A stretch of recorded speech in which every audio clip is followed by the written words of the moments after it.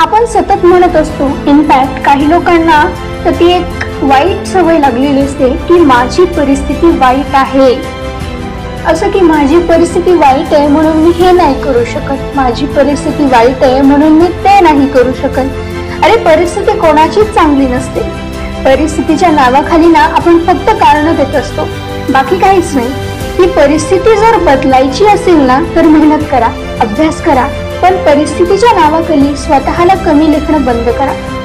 जेव्हा तुम्ही टाइमपास करत असता, जेव्हा तुम्ही बाहेर विनाकारण फिरत असता, जेव्हा तुम्ही मोबाईलवर तासनतास वेळ वाया घालवत असता, तेव्हा कुठे जाते हो तुमची परिस्थिती? तेव्हा का नाही आठवत तुम्हाला तुमची परिस्थिती? पण जेव्हा वेळ मेहनत करण्यावर येते ना तेव्हा तुम्हाला लगेचच आठवते ना तुमची परिस्थिती। अरे यार, माझी परिस्थिती खूप वाईट आहे, मी नाही करू शकत आहे।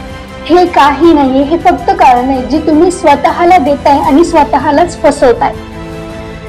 परिस्थितीला तुमची कमजोरी समजून बसू नका, तर असं समजा की हा तो मार्ग आहे ज्यातून वर येऊन मी जगाला दाखवू शकतो की मी कोण आहे।